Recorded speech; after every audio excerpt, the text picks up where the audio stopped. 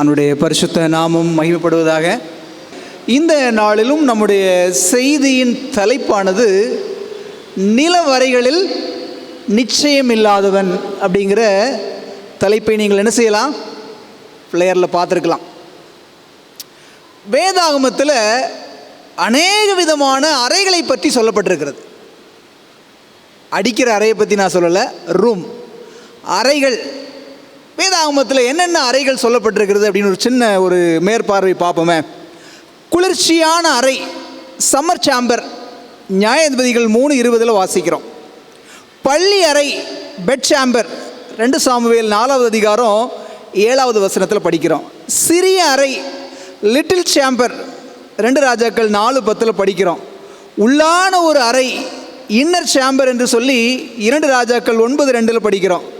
நடு அறை, மிடில் சாம்பர் அப்படின்னு சொல்லி 1 ராஜாக்கள் 6:8 வாசிக்கிறோம். தஸ்திர அறை கேள்விப்பட்டிருக்கீங்களா?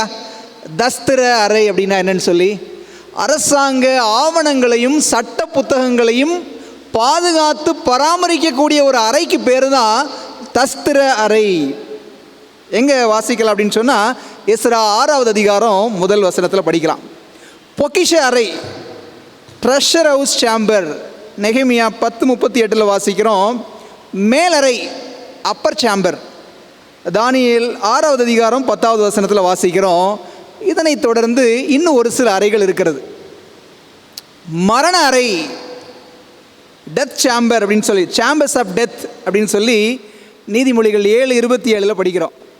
காவல் அறை, பிரிசன், ஜெயில், எரேமியா 29:6 படிக்கிறோம். இவ்வளவு அறைகளை பற்றி படிக்கிறோம். அது என்னங்க நிலவறை? நிலவறைனா என்ன? அங்கே கிடந்த நிச்சயமில்லாத மனிதன் யார்? அவர் வாழ்க்கை நமக்கு கற்றுக் கொடுக்கக்கூடிய பாடம் என்ன? அதுதான் இந்த நாளின் நம்முடைய வேத தியானத்தின் ஆராய்ச்சியாக இருக்கிறது. கண்களை மூடி செபித்து நாம் கருத்தோடு வேதத்தை ஆராயலாம். பரலோகத்தில் வாசம் செய்கிற அன்புள்ள ஆண்டவரே, இந்த அருமையான ஓய்வு நாளின் ஆயத்த வேலைக்காக உமக்கு நன்றி செலுத்துகிறோம்.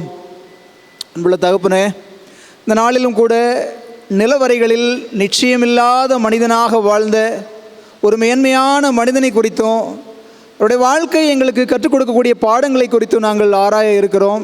பரலோகத்தின் ஆண்டவர் எங்களோடு பேசும்படியாய் செபிக்கிறோம்.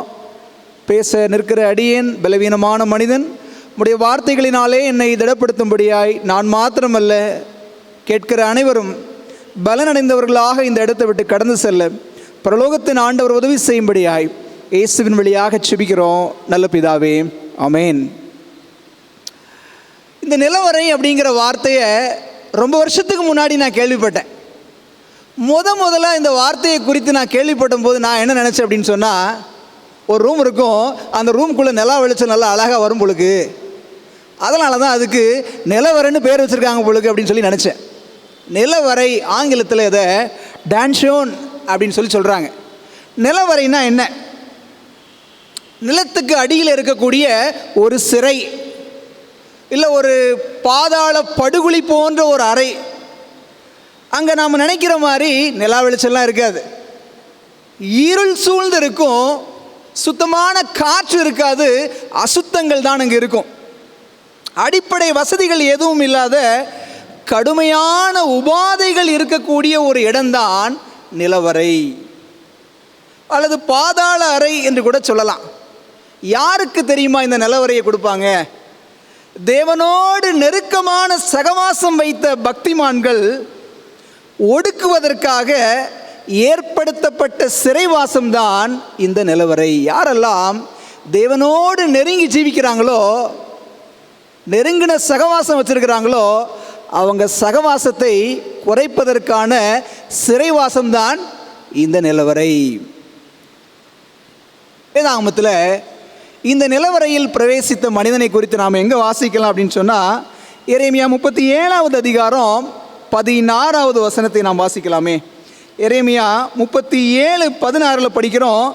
அப்படியே எரேமியா காவற்கிடங்கின் நிலவரைகளில் பிரவேசித்து அங்கே அநேக நாள் இருந்தான். காவற்கிடங்கின் நிலவறைகளில் பிரவேசித்து அங்கே அநேக நாள் இருந்தான் என்று சொல்லி யாரை குறித்து படிக்கிறோம்? எரேமியாவை குறித்து படிக்கிறோம். எரேமியா அப்படிங்கிற பேருக்கு என்ன அர்த்தம் தெரியுங்களா உங்களுக்கு?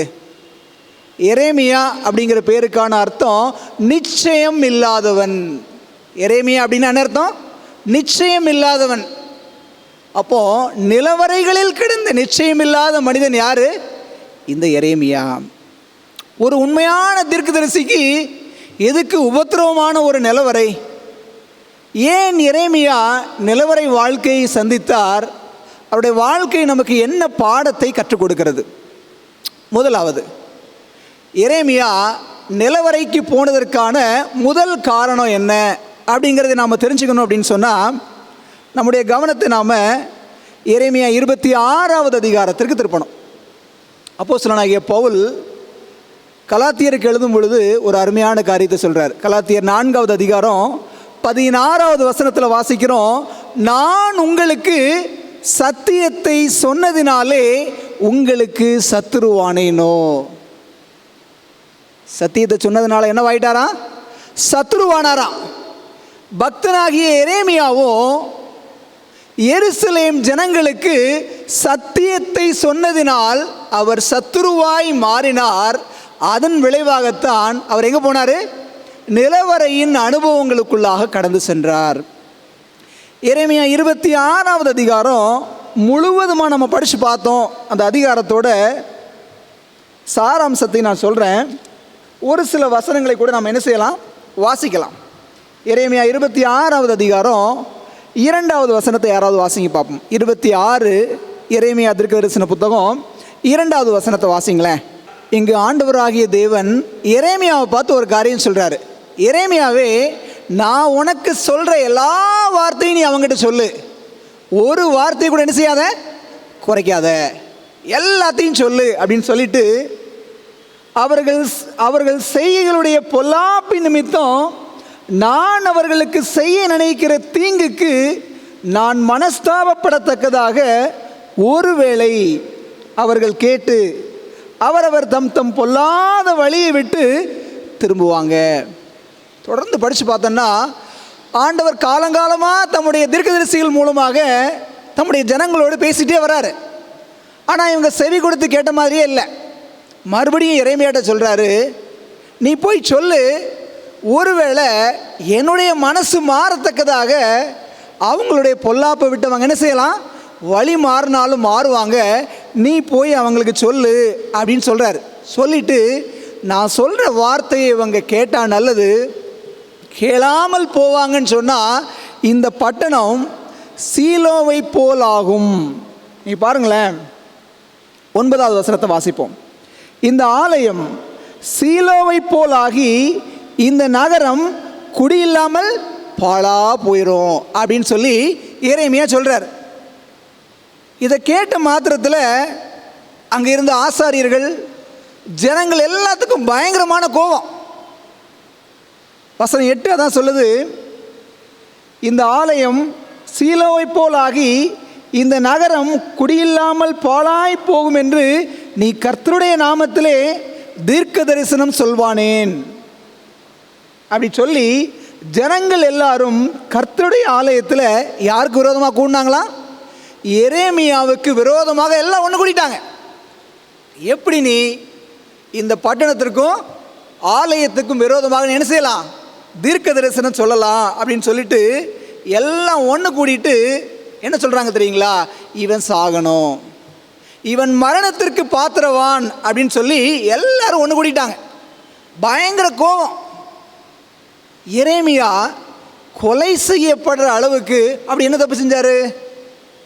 என்ன சொல்லிட்டாரு? எப்பா தப்பு பண்ணாத, பாவத்தை விட்டுட்டு என்ன செய், வெளியில் வா அப்படின்னு சொல்லி குற்றத்தை குற்றம் என்று சொன்னார். அவ்வளோதான். தேவன் சொன்னதின் அடிப்படையில் குற்றங்களை உணர்த்தியதற்காக என்ன பண்ணுறாங்க? எரேமியாக எப்படியா என்ன செய்யணும், கொலை செய்யணும் அப்படின்னு சொல்லி என்ன செஞ்சாங்க? அங்கு இருந்த ஜனங்களும் ஆசாரியர்களும் முடிவு பண்ணாங்க. தீர்க்கதரிசிகளும் ராஜாக்களும் அப்படிங்கிற புஸ்தகத்தில் எரேமியாவை குறித்து ஒரு முழு அதிகாரம் இருக்குது. 34வது அதிகாரத்தில் ஒரு சில பகுதியை நான் வாசிக்கிறேன். ஆசாரியர்களுக்கும் மக்களுக்குமான எரேமியாவின் தூது அநேகருடைய எதிர்ப்பை எழுப்பினது.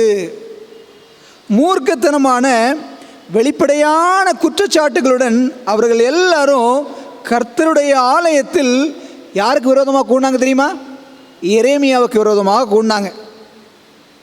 மென்மையான காரியங்களை கூறாமலும் வஞ்சகமான தீர்க்க தரிசனங்களை கூறாதவனுமாய் இருந்த அவன் மீது ஆசாரியர்களுக்கும் மக்களும் கோபத்தோடு திரும்பினாங்களாம்.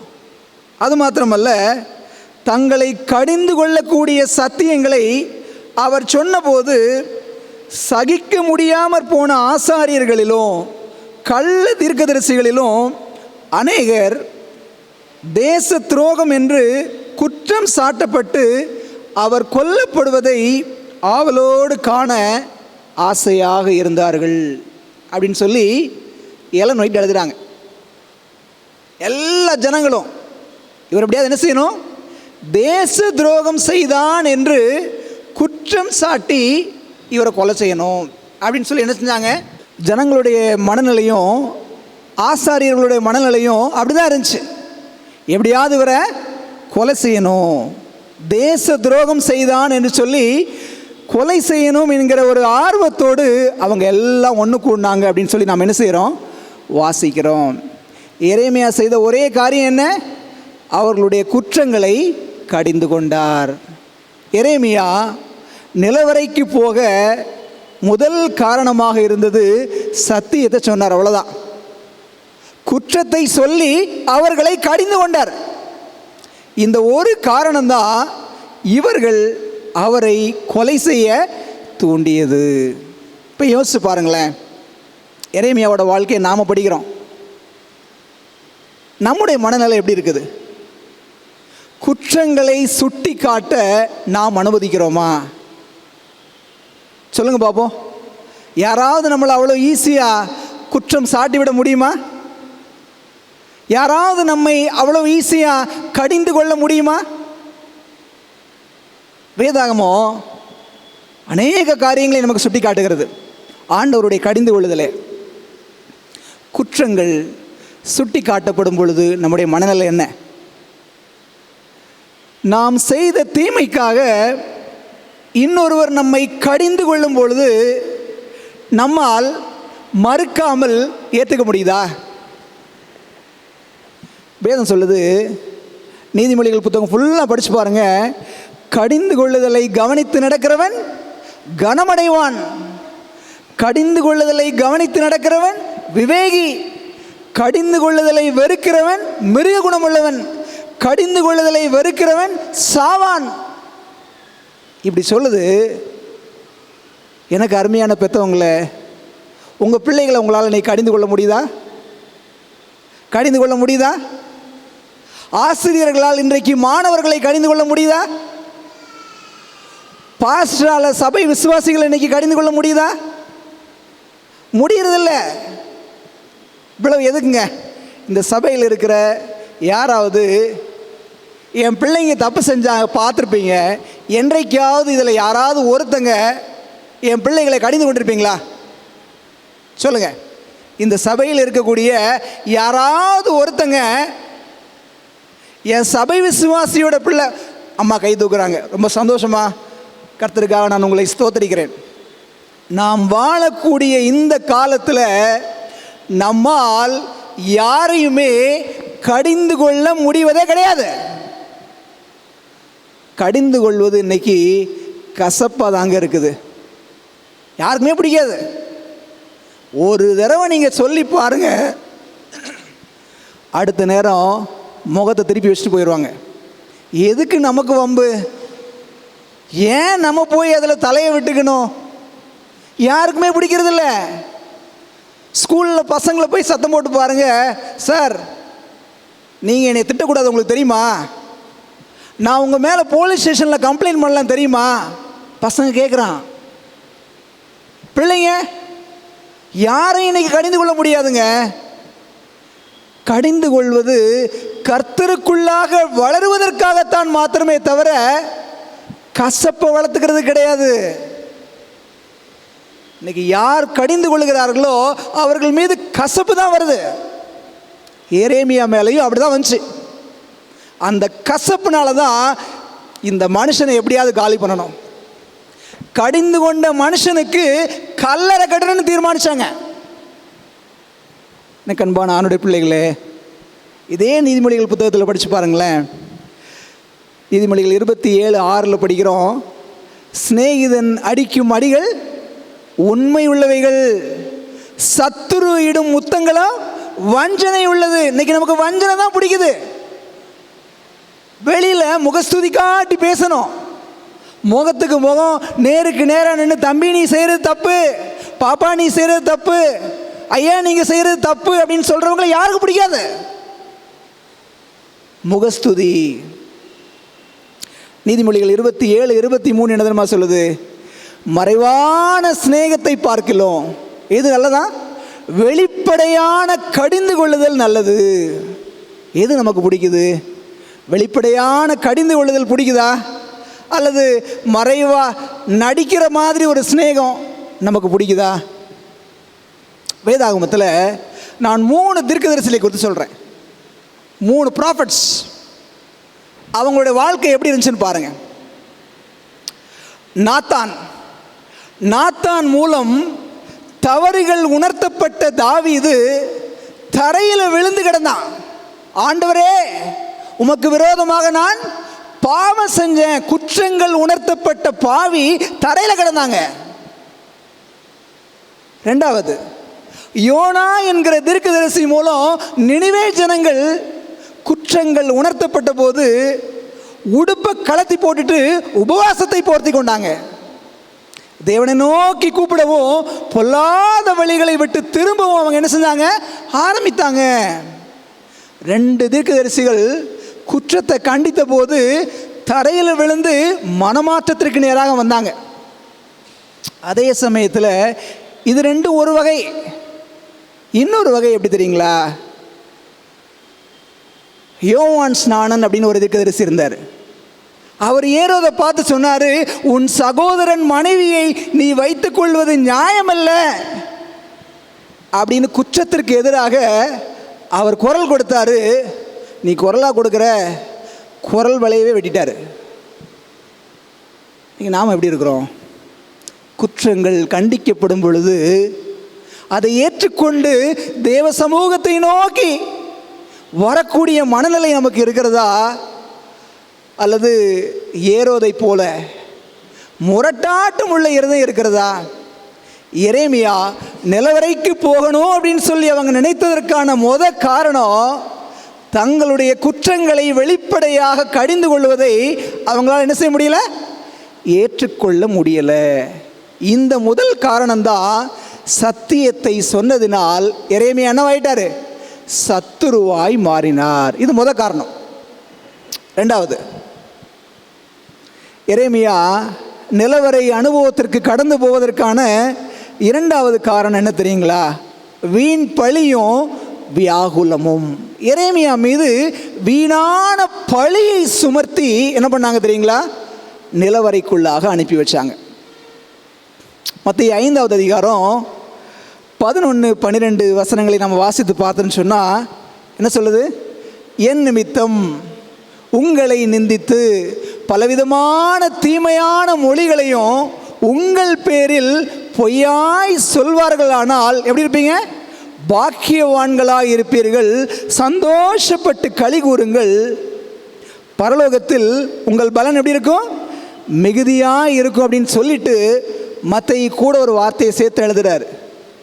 உங்களுக்கு முன்னிருந்த தீர்க்கதரிசிகளையும் அப்படியே துன்பப்படுத்தினாங்க. அந்த முன்னிருந்த தீர்க்கதரிசிகள் யார்? ஒருத்தர் தான், எரேமியாவும் ஒருத்தர் தான். பொய் காரணங்களையும் பொய்யான குற்றச்சாட்டுகளையும் அவர் மேலே சுமத்தி அவரை துன்பப்படுத்தினாங்க. எரேமியா 37வது அதிகாரத்துக்கு வாங்களேன். ஏற்கனவே முதல் பகுதியில் எரேமியா 26வது அதிகாரத்தின் சாராம்சத்தை படித்தோம். எரேமியா என்ன சொன்னார்? நீங்கள் எல்லாரும் என்ன செய்யுங்க? தேவனிடம் திரும்புங்கள்னு சொல்லி ஒரு அழைப்பை கொடுத்தாரு.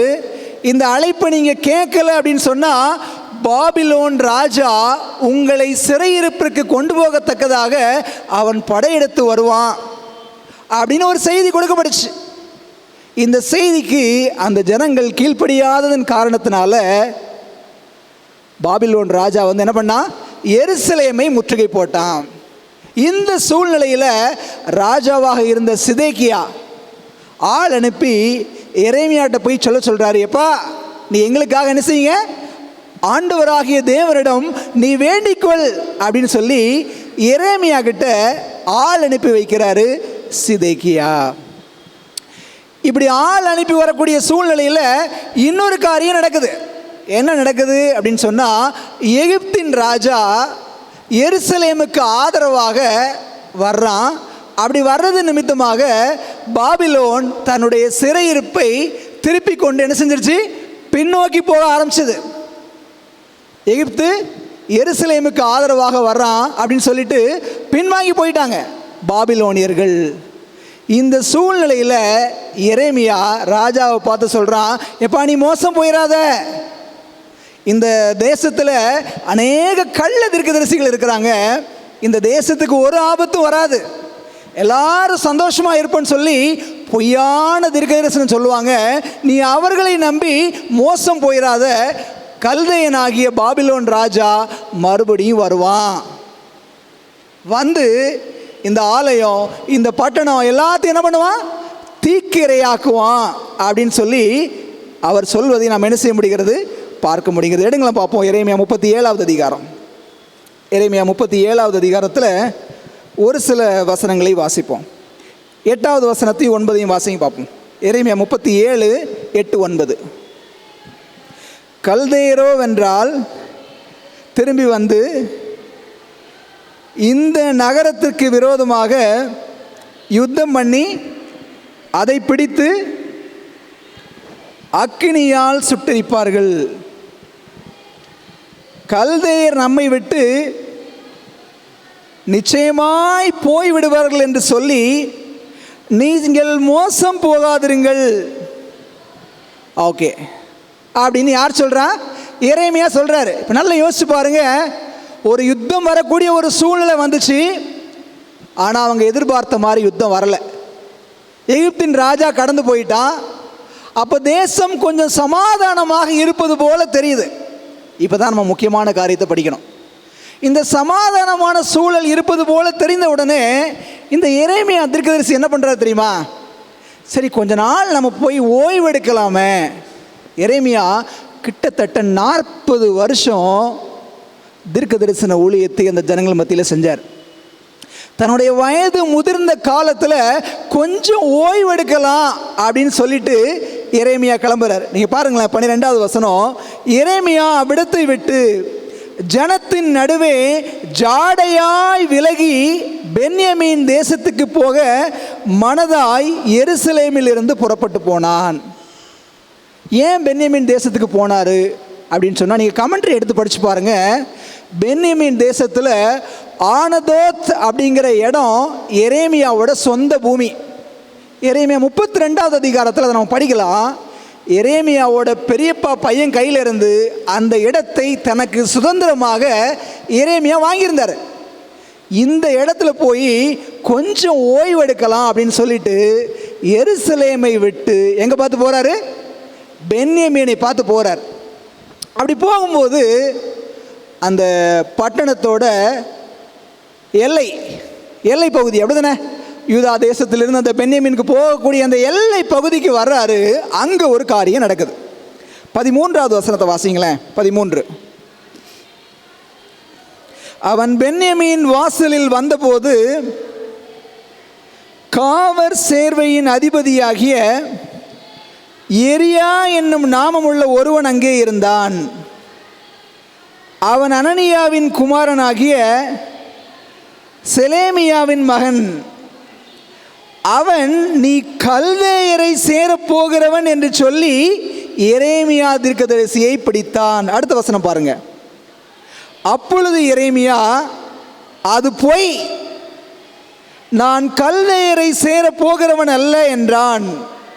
ஆனாலும் எரியா எரேமியாவின் சொல்லை கேளாமல் அவனை பிடித்து கொண்டு பிரபுக்களிடத்தில் கொண்டு போனான். நல்லா பாருங்க, எரேமியா சொந்த ஊருக்கு போகலான்னு நினைக்கிறாரு. ஆனால் அந்த காவற் சேனாதிபதி என்ன பண்ணுறான், நீ பொய் சொல்கிற, நீ பென்யமீனுக்கு போகலை, நம்முடைய எதிரி நாட்டு இராணுவத்தோடு போய் சேர பார்க்குற, கல்தையர் நமக்கு எதிராக வர்றாங்கல்ல, அந்த கல்தையரோடு நீ உறவு வைத்து கொள்ளும்படியாக செல்ற அப்படின்னு சொல்லி எரேமியா மீது பொய்யான ஒரு குற்றச்சாட்டை சுமத்துகிறான். வீணான ஒரு பழி சுமத்தப்பட்டது. எரேமியா அதை முற்றிலும் மறுக்கிறார். இல்லை, அது பொய் என்று எரேமியா மறுக்கிறார். இந்த காவற் சேனாதிபதி எரேமியாவை பிடித்து கொண்டு போய் யார் கையில் கொடுக்குறார் தெரியுமா? பிரபுக்களோட கையில் போய் கொடுக்குறார். இந்த பிரபுக்கள் எல்லாரும் சேர்ந்து 15வது வசனம் பாருங்க. அப்பொழுது பிரபுக்கள் எரேமியாவின் பேரில் கடும் கோபம் கொண்டு அவனை அடித்து அவனை சம்பிரதியாகிய யோனத்தானுடைய வீட்டில் காவற்படுத்தினார்கள். அவர்கள் அதை காவற்கூடமாக்கி இருந்தார்கள்.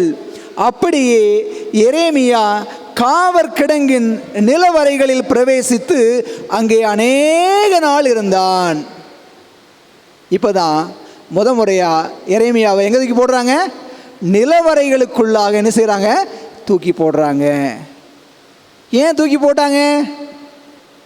அந்த மனுஷன் எரேமியா மீது சுமத்தின குற்றச்சாட்டு என்ன? நீ தேச துரோகம் செய்கிற. முதல்ல சொன்ன அதே குற்றச்சாட்டு தான். என்ன செய்கிற? யூத ஜனங்களுக்கு விரோதமாக நீ கல்தையரோடு போய் சேர்ந்து கொள்ள பார்க்கிறாய் அப்படின்னு சொல்லி அவரை பிடிச்சு அடித்து காவலறையில் நிலவரைகளில் தூக்கி போட்டாங்களாம்.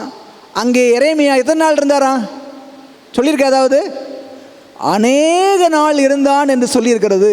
ஆனால் கமெண்ட்ரியில் எழுதுகிறாங்க கிட்டத்தட்ட ஒரு வருஷம், கிட்டத்தட்ட ஒரு வருஷம் இருளான, சுகாதாரம் இல்லாத, நோய்வாய்ப்படக்கூடிய சூழ்நிலை உள்ள ஒரு உபாதை நிறைந்த இடத்துல எரேமியா உபத்திரவத்தை அனுபவித்தார்.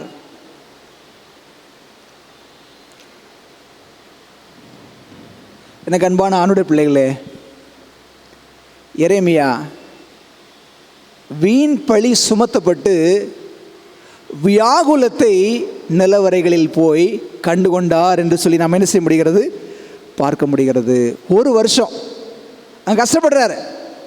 மறுபடி சிதேக்கியா கூப்பிட்டு விடுறாரு. கூப்பிட்டு விடும் பொழுது எரேமியா என்ன தெரியுமா சொல்கிறாரு? அந்த அதிகாரத்தோட கடைசி பகுதியில் பார்க்குறேன்னு சொன்னால், என்னை சம்பிரதியாகிய யோனத்தானுடைய வீட்டிற்கு அனுப்ப வேண்டாம், அதாவது அந்த நிலவரைக்கு. அப்படி அனுப்பினா நான் அங்கே என்ன பண்ணிடுவேன்? செத்து போயிடுவேன் அப்படின்னு சொல்லி எரேமியா ராஜாவிடம் சொல்வதை நாம் என்ன செய்ய முடிகிறது? பார்க்க முடிகிறது. நீங்கள் பாருங்களேன், 37வது அதிகாரத்தில் 20வது வசனத்தை பாருங்கள். இப்போதும் ராஜாவாகிய என் ஆண்டவனே, எனக்கு செவி கொடுத்து என் விண்ணப்பத்துக்கு தயவு செய்து என்னை சம்பிரதியாகி யோனத்தானுடைய வீட்டிற்கு திரும்ப அனுப்ப வேண்டாம். அனுப்பினால் நான் அங்கே செத்து போவேன். அப்போ எவ்வளவு கஷ்டம் இருந்திருக்கும். நிலவரைகளுக்குள்ளாக சரியான வசதிகள் இல்லாமல் வயது முதிர்ந்த இந்த தீர்க்கதரிசி எவ்வளவு பாடுகளையும் கஷ்டங்களையும் பசியையும் வியாகுலங்களையும் அனுபவித்திருப்பாரானால், என்னை திரும்ப அங்கே அனுப்பாதீங்க, நான் என்ன பண்ணிடுவேன்? செத்து போய்விடுவேன்னு சொல்லி ராஜாவிடம் அந்த மனிதன் விண்ணப்பம் செய்வதை நாம் என்ன செய்ய முடிகிறது? பார்க்க முடிகிறது.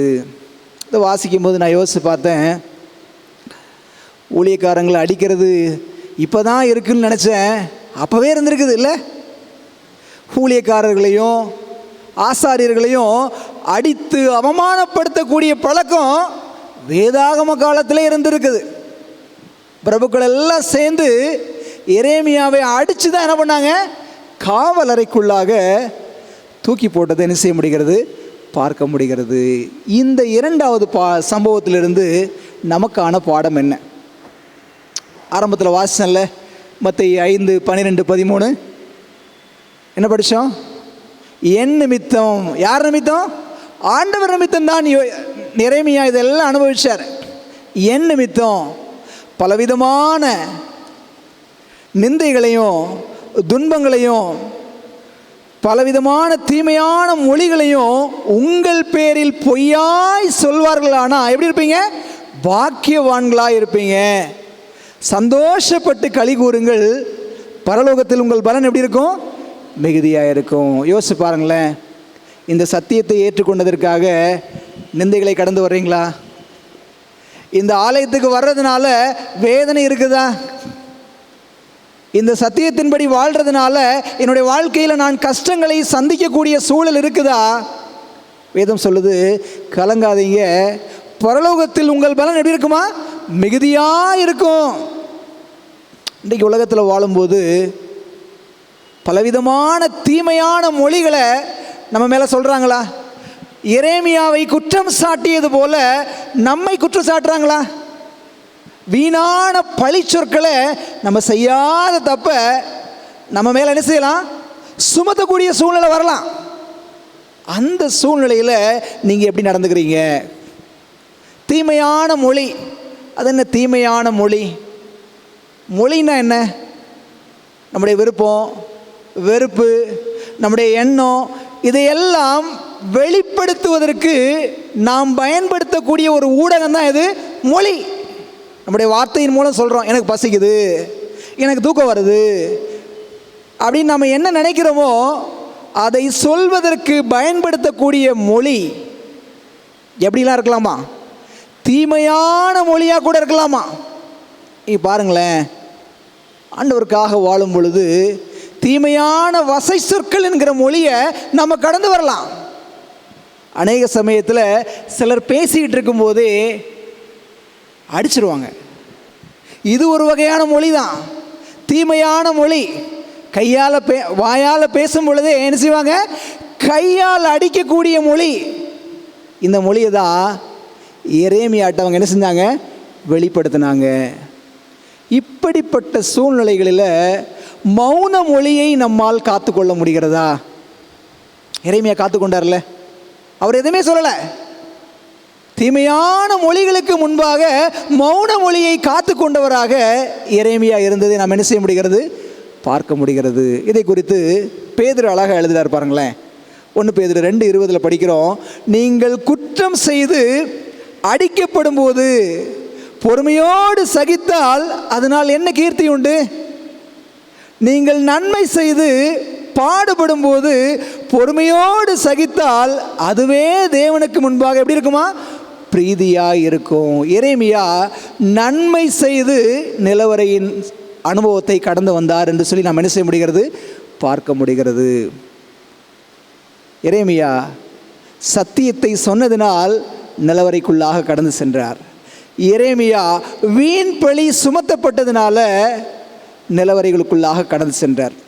3வது, எரேமியா இன்னொரு நிலவரை அனுபவத்திற்குள்ளாக அவர் கடந்து சென்றார். என்ன காரணம் அப்படின்னு சொன்னால், இதே போல் வேறு பல குற்றச்சாட்டுகளையும் அவர் மேலே சொன்னாங்க. எப்படி சொன்னாங்கன்னா, வீணான குற்றச்சாட்டு. மறுபடியும் வீண் பழி சுமத்தி தான் எரேமியாவை நிலவரையின் அனுபவங்களுக்குள்ளாக கடந்து வர வச்சாங்க. எரேமியா 38வது அதிகாரத்துக்கு எடுத்துக்கொள்ளுங்களேன். எரேமியா 38வது அதிகாரம். இதுவரைக்கும் நம்ம பார்த்தோம், எரேமியா ஜனங்களுக்கு ஒரு எச்சரிப்பு கொடுத்தாரு. இந்த எச்சரிப்பு கேட்கல அப்படின்னு சொன்னால் பாபிலோன் ராஜா வருவான், அவன் உங்களை சிறைப்படுத்தி கொண்டு போவான்னு சொல்லி சொன்னார். அப்பவும் கேட்கல. அது நிமித்தம் என்ன பண்ணாங்க? அவரை தூக்கி நிலவரைக்குள்ளே போட்டாங்க. இப்போ நிலவரைக்குள் கிடந்த எரேமியா ராஜாவிடம் வேண்டுதல் செய்ததுனால நிலவரையிலிருந்து தூக்கி விட்டாங்க. தூக்கி விட்டது மட்டும் மாத்திரமல்ல, சிறைச்சாலையோட முற்றத்தில் இருக்கக்கூடிய ஒரு அறையில் அப்பவும் பிரிசனர் மாதிரி கைதியாகவே தான் எரேமியாவை வச்சுருந்தாங்க. இவ்வளவு கஷ்டங்களையும் உபத்திரவங்களையும் எரேமியா அனுபவித்தாலும் கூட அவர் தன்னுடைய நோக்கத்தை மாற்றிக்கொள்ளவே இல்லை. அந்த காவற்சாலையின் முத்தத்தில் அடைக்கப்பட்டிருக்கும் போது கூட எரேமியா சும்மா இருக்கலை. என்ன சொன்னார் தெரியுங்களா? 38வது அதிகாரத்திற்கு எடுத்துக்கொள்ளுங்களேன். எரேமியா 38 1வது வசனம் படிக்கிறோம் பாருங்க. இந்த நகரத்திலே தரித்திருக்கிறவன் பட்டயத்தாலும் பஞ்சத்தாலும் கொள்ளை நோயாலும் சாவான். கல்தையரிடத்திற்கு புறப்பட்டு போகிறவனோ உயிரோடு இருப்பான், அவனுடைய பிராணன் அவனுக்கு கிடைத்த கொள்ளையுடைமையை போல் இருக்கும், அவன் பிழைப்பான் என்பதை கர்த்தர் உரைக்கிறார். இவ்வளோ அடித்தாங்க, ஜெயிலில் தூக்கி போட்டாங்க, 1 வருஷம் உயிருக்காக போராடி கொண்டிருந்த அந்த மனுஷன் இப்போ தான் கொஞ்சம் சௌகரியமான ஒரு சிறைச்சாலையில் வந்து இருக்கிறாரு. ஆனாலும் கூட அவரோட செய்தியை அவர் சொல்லிகிட்டே தான் இருக்கிறார். என்ன சொல்கிறாரு?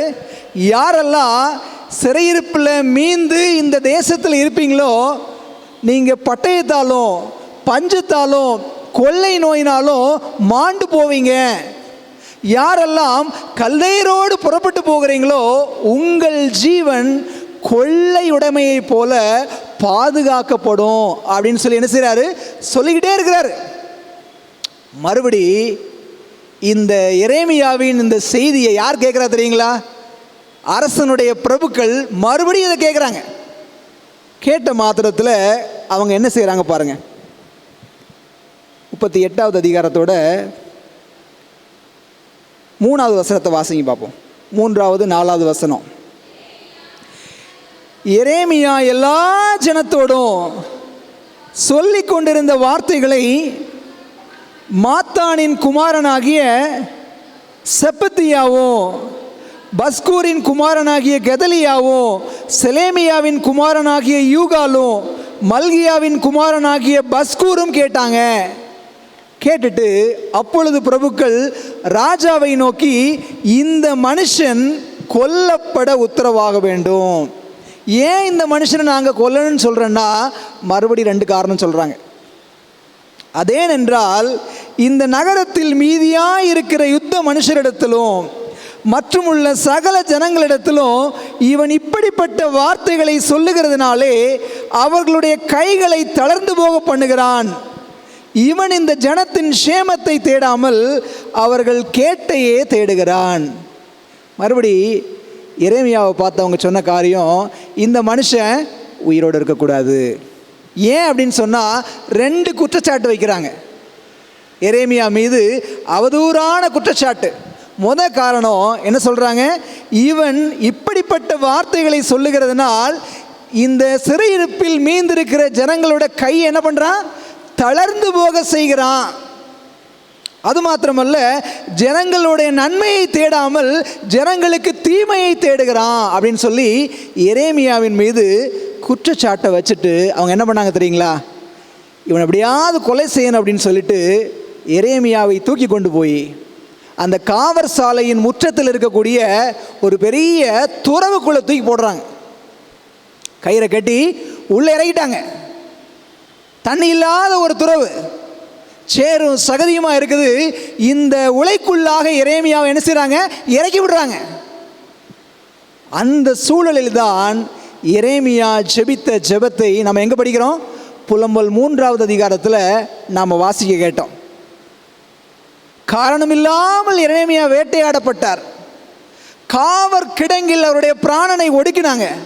அவர் மேலே கல்லை தூக்கி வச்சாங்க. எவ்வளோ கல்லஞ்சிருந்திருக்கும் பாருங்க. ஒரு வயதான மனுஷனை தண்ணி இல்லாத ஒரு சேறு நிறைந்த ஒரு துறவுக்குள்ளே தூக்கி போட்டு அவர் மேலே ஒரு கல்லை தூக்கி வச்சிருக்கிறாங்க. அதற்குள்ளாக அமிழ்ந்து போய் கொண்டிருக்கிற சூழ்நிலையில தான் எரேமியா ஆண்டவரை நோக்கி ஜெபித்தார். அவருடைய ஜெபத்தை கேட்டு தான் அந்த அதிகாரத்தை படித்து பாருங்க. ஏபேத் மலேக் அப்படிங்கிற ஒரு உண்மையான ஊழியக்காரன் அவரை வந்து என்ன செய்கிறான்? காப்பாற்றி அந்த துறவில் இருந்து அவரை மேலே கொண்டு வருவதை நாம் என்ன செய்ய முடிகிறது? பார்க்க முடிகிறது. இந்த பகுதி நமக்கு கற்றுத்தரக்கூடிய பாடம் என்ன? எரேமியா மீது ஒரு வீண் குற்றச்சாட்டு வைக்கப்பட்டுச்சு. என்ன சொன்னாங்க? இவன் என்ன செய்கிறான்? எல்லோருடைய கைகளையும் சோர்ந்து போக செய்கிறான், எல்லோருடைய இருதயத்தையும் சோர்ந்து போக செய்கிறான் அப்படின்னு ஒரு பெரிய குற்றச்சாட்டு வைக்கப்பட்டுச்சு. எனக்கு அன்பான ஆணுடைய பிள்ளைகளை, நம்முடைய சபையில் நம்முடைய செல்வாக்கு எப்படி இருக்குது? நம்முடைய இதர விசுவாசிகளை சோர்ந்து போக செய்யக்கூடியதாக நம்முடைய அனுபவம் இருக்கிறதா? அவர்களை உற்சாகப்படுத்தக்கூடியதாக நம்முடைய அனுபவம் இருக்கிறதா? Are we encouraging the people in Christian life, இல்லை டிஸ்கரேஜ் பண்ணுறோமா? நம்முடைய வாழ்க்கை சக மனிதர்களை ஊக்கப்படுத்தக்கூடியதாக இருக்கிறதா, அல்லது அவங்கள அதைரியப்படுத்தக்கூடியதாக இருக்கிறதா? எரேமியா அப்படி செய்யலை. இன்ஃபேக்ட் சொல்லணும்னா எரேமியா அவங்களுக்கு நல்லது தான் செஞ்சார். ஆனால் அவங்க சொன்ன ஒரு வீண் குற்றச்சாட்டு. நாம் நம்மளுடைய பாயிண்ட் ஆஃப் வியூவில் யோசித்து பார்ப்போம்.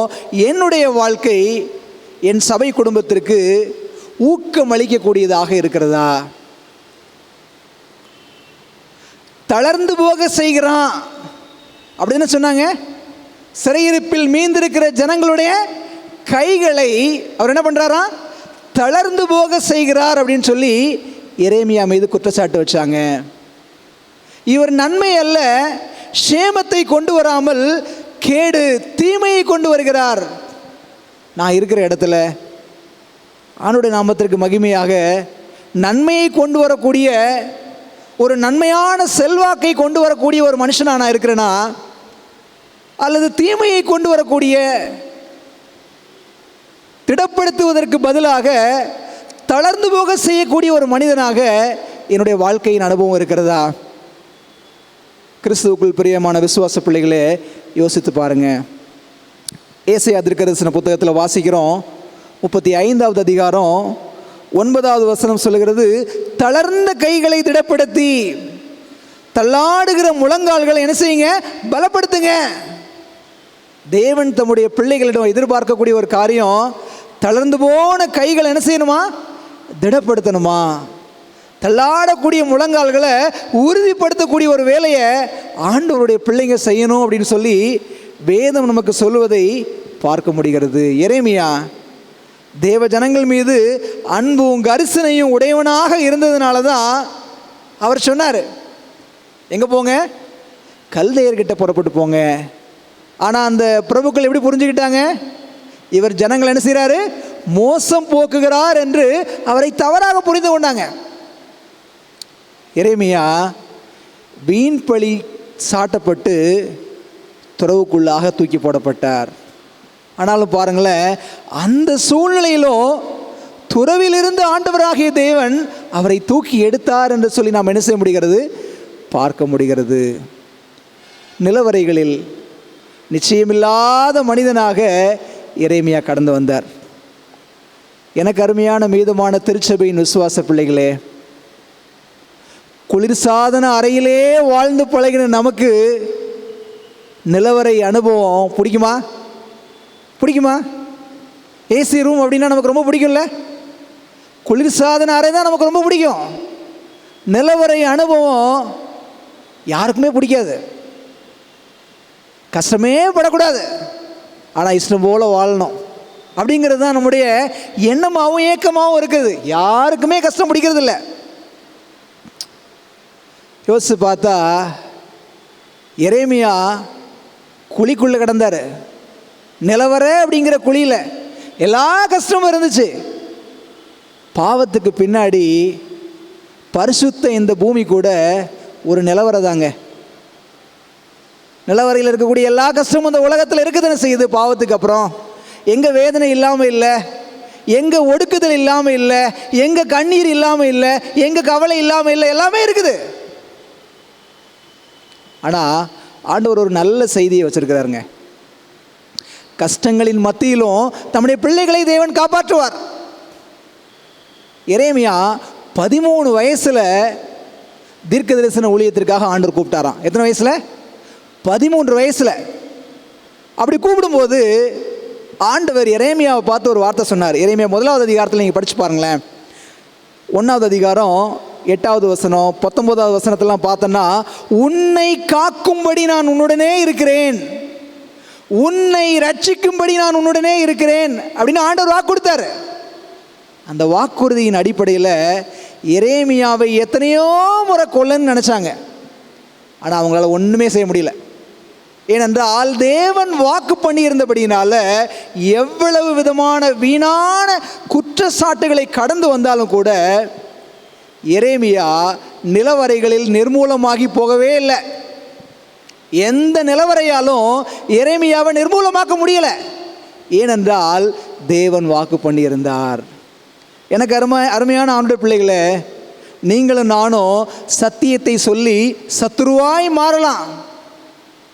சத்தியத்திற்காக வாழும் பொழுது வீண் பழி, வீணான குற்றச்சாட்டு நம் மீது சுமத்தப்படலாம். துரோகி என்று கூட என்ன செய்யலாம்? குற்றம் சாட்டப்படலாம். இவன் மரணத்திற்கு பாத்திரவான் என்று கூட சொல்லலாம். ஆனால் எல்லாம் இருந்தால் கூட எரேமியாவுக்கு ஆண்டவர் என்ன சொன்னாரோ அதை தான் நமக்கும். உன்னை காக்கும்படி நான் உன்னுடனே இருக்கிறேன், உன்னை ரட்சிக்கும்படி நான் உன்னுடனே இருக்கிறேன் ஆண்டவர் வாக்கு கொடுத்துருக்கிறார்ல. இந்த வாக்குறுதியின் அனுபவத்தை நாம் நம்முடையதாக்கி கொண்டு உலகத்தில் ஒருவேளை தேவனுக்காக ஜீவிக்கும் பொழுது பாடுகளையும் வீணான பழிச்சொற்களையும் நிந்தனைகளையும் அவமானங்களையும் கடந்து வரலாம். ஆனால் தேவன் நம்மை முற்றுமுடிய நிச்சயமாக ரட்சிப்பார். நான் ஒரு கதையை சொல்லி என்னுடைய செய்தியை முடிக்க ஆசைப்படுகிறேன். ஆப்பிரிக்க கண்டத்தில் புனியர் அப்படிங்கிற ஒரு ஆதிவாசி கூட்டம் இருந்துச்சு. இந்த ஆதிவாசி கூட்டத்தோட தலைவன் பேர் ஆதமு. இந்த ஆதிவாசி கூட்ட ஜனங்கள் மத்தியில் கிறிஸ்தவ மிஷினரிகள் போய் ஊழியம் செய்து அநேக ஆத்துமாக்களை ஆதாயம் செய்தாங்களாம். அப்போ நிறைய பேர் சத்தியத்தை கேட்டதற்கு பின்பாக உண்மையுள்ள மனுஷங்களாக மாறி வாழ ஆரம்பித்தாங்களாம். அந்த ஆப்பிரிக்க அந்த காட்டு பகுதிகளில் அந்த மிஷினரி தளத்தில் வில்சன் அம்மையார் அப்படின்னு சொல்லிட்டு ஒரு பெண் ஊழியர் ஒருத்தி இருந்தாங்களாம். இந்த பெண் ஊழியர் ஒரு நாள் இந்த ஆப்பிரிக்க கண்டத்தில் சத்தியத்தை ஏற்றுக்கொண்ட ஒரு சிறுமியை ஒரு நாள் கூப்பிட்டு, நீ போய் எனக்காக என்ன செய்ய, கொஞ்சம் முட்டை வாங்கிட்டு வா அப்படின்னு சொல்லி என்ன செஞ்சாங்க, கொஞ்சம் காசு கொடுத்து விட்டு முட்டை வாங்கி வைக்க அனுப்பி வைக்கிறாங்க. அப்போ இந்த பாப்பா என்ன பண்ணுறா, போய் அந்த கிராமத்தில் முடவுவா அப்படின்னு ஒரு விவசாயி இருந்தானா. பேர் எல்லாமே கொஞ்சம் வித்தியாசமாக தான் இருக்கும், ஆப்பிரிக்க கண்டத்தில் உள்ள ஜனங்களுடைய பெயர்கள். இந்த முடவுவா அப்படிங்கிற விவசாயி வீட்டில் போய் முட்டை வாங்கிறதுக்காக இந்த பாப்பா போனாலாம். அந்த விவசாயியோட வீடு பூட்டப்பட்டிருந்துச்சான். இந்த வீடு பூட்டப்பட்டிருந்ததுனால இந்த பாப்பா என்ன பண்ணா, பக்கத்தில் உள்ள சந்தைக்கு போய் நம்ம என்ன செய்யலாம், இந்த மிஷினரி அம்மாவுக்கு முட்டை வாங்கிட்டு வரலான்னு சொல்லி பக்கத்து பட்டணத்தில் உள்ள சந்தைக்கு போய் என்ன பண்ணாலாம், முட்டை வாங்கினாலாம். வாங்கிட்டு வரும் பொழுது வர்ற வழியில் அழகாக ஒரு ட்ரெஸ் இருக்குது. அந்த ட்ரெஸ்ஸை இவளுக்காக என்ன பண்ணுறான், அவள் கையில் இருந்த காசை கொடுத்து அந்த புது ட்ரெஸ்ஸையும் வாங்கிட்டு வந்துட்டான். இப்போ இவ சந்தைக்கு போயிட்டு வரக்கூடிய இந்த இடைப்பட்ட நேரத்தில் இந்த முடவுவாங்கிற விவசாயி வீட்டில் ஒரு ஆடு ஒன்று காணாமல் போயிடுச்சு. ஆடு காணாமல் போன உடனே அந்த விவசாயி அக்கம் பக்கம் விசாரிக்கிறான். அப்போ எல்லாரும் சொல்கிறாங்க, சுமா, அந்த சின்ன பாப்பா பேர் சுமா தான் உன் வீட்டுக்கு வந்தா, வந்துட்டு சந்தைக்கு போனால் வரும் பொழுது உன் ஆட்டை திருடி விற்றுட்டு அதில் கிடைச்ச காசில் ஒரு புது ட்ரெஸ்ஸும் வாங்கிட்டு வந்திருக்கா அப்படின்னு சொல்லி என்ன பண்ணிட்டாங்க, தவறான ஒரு குற்றச்சாட்டை இந்த பாப்பா மேலே என்ன செஞ்சாங்க, களங்கத்தை உண்டு பண்ணி வச்சாங்க. இந்த பாப்பா ரொம்ப உண்மையான ஒரு கிறிஸ்தவ சிறுமியாக வளர்ந்து கொண்டு வந்தா. இப்போ இந்த பாப்பா வந்த உடனே பிடிச்சி, நீ ஆட்டை திருடுனியா அப்படின்னு சொல்லி வாக்குவாதமும் சண்டையும் அங்கே வருது. இந்த பாப்பா, என் வாழ்க்கையில் நான் ஆட்டை தொட்டு கூட பார்த்தது கிடையாது அப்படின்னு சொல்கிறா. இவ சொல்கிறத கேட்குறதுக்கு யாரும் ரெடியாக இல்லை. எல்லோரும் இவளை என்ன பண்ணுறாங்க, பிடிச்சிட்டு போய் அந்த கிராம தலைவன்கிட்ட கூப்பிட்டு போகிறாங்க. கூட்டிகிட்டு போய் இந்த பாப்பா ஆட்டை திருடிட்டா அப்படின்னு சொன்ன உடனே அதில் தான் இந்த புது ட்ரெஸ்ஸையும் வாங்கிட்டு வந்திருக்கிறா அப்படின்னு சொல்கிறாங்க. அப்போ அந்த கிராம தலைவன் கேட்குறான், ஆட்டுக்கு என்ன ரெக்கையாக இருக்குது பறந்து போகிறதுக்கு, பொய்யா சொல்கிற, என்ன பண்ண சொல்லு அப்படின்னு சொல்லி என்ன செய்கிறாரு, அந்த சிறுமியை மிரட்டுறா. நான் சத்தியத்திற்காக வாழக்கூடிய ஒரு சிறுமி, எனக்கு பொய் சொல்லி பழக்கம் கிடையாது, நான் அப்படி ஒரு தவறை செய்யவே இல்லை அப்படின்னு அந்த பாப்பா உறுதியாக நிற்கிறா. கிராமத்தில் உள்ள எல்லாரும் கூடி இருக்கிறாங்க. இந்த மாதிரி சர்ச்சையான சூழ்நிலை வரும் பொழுதெல்லாம் அந்த கிராமத்தில் ஒரு காரியத்தை செய்வாங்களாம். என்ன பண்ணுவாங்க அப்படின்னு சொன்னால், நல்ல கடினமான மாவு உருண்டைகளை வச்சுருப்பாங்களாம். அந்த மாவு உருண்டையை வாயை பிளந்து இந்த தாடையும் நாக்கும் அசையாதபடி வாய்க்குள்ளே அமுக்கி வச்சுருவாங்களாம். வாயை மூடாதபடி வாயை திறந்து வச்சுட்டு அந்த மாவை சவைச்சு சாப்பிடணும். அது கல் மாதிரி இருக்கும். அப்படி சவைச்சு சாப்பிட்டுட்டா நீ தவறு செய்யலைன்னு அர்த்தம். இது அந்த கிராமத்தோட வழக்கமா. ஆனால் சிறுமியால் அப்படிப்பட்ட ஒரு காரியத்தை செய்யவே முடியாது.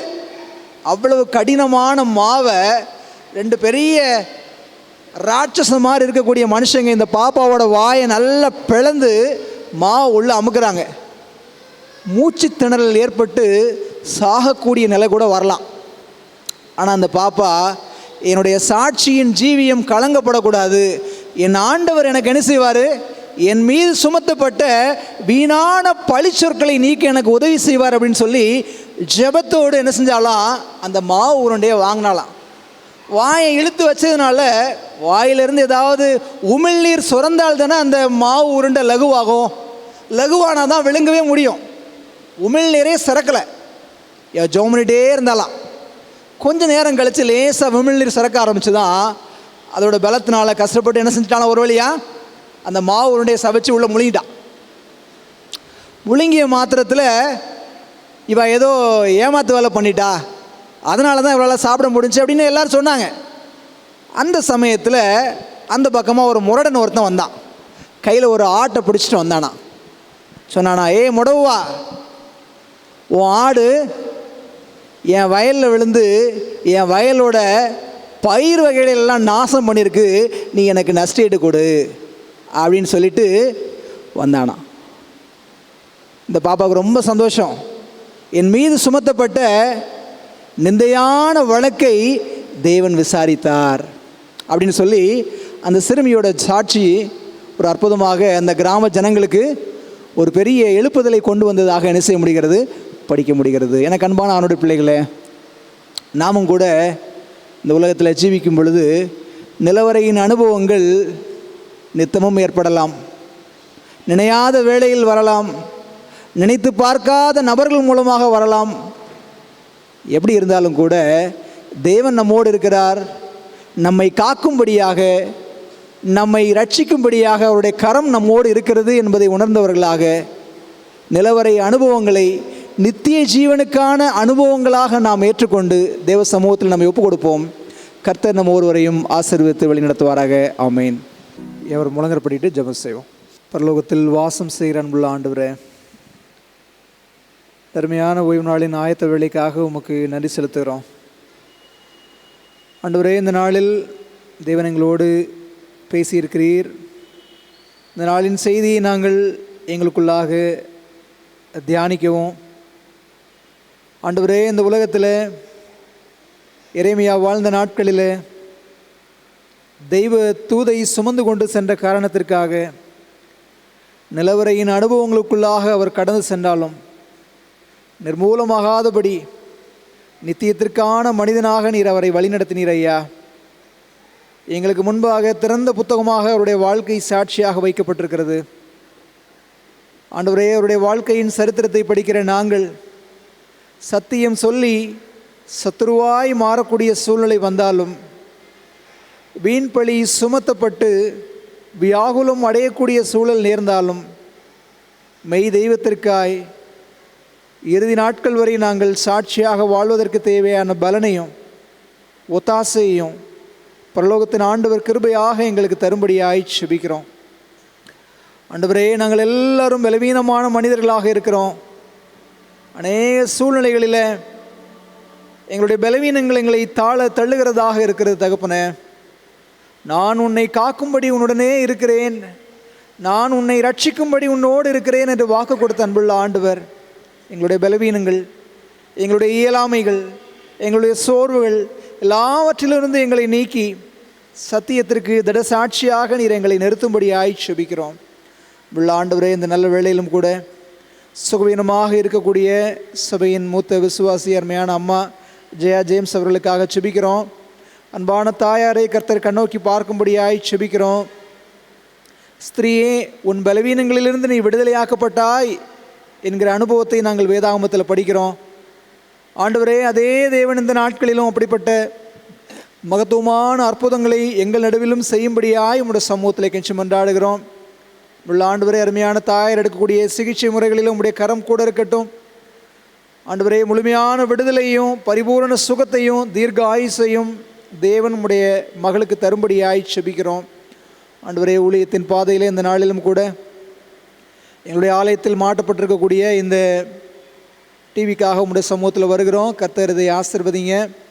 மன தகப்பனை, இதன் மூலமாக சத்தியங்களை இன்னும் எளிதாக விளங்கி கொள்ளத்தக்கதான ஒரு கிருபைகளை கர்த்தர் தரும்படியாய் செபிக்கிறோம்.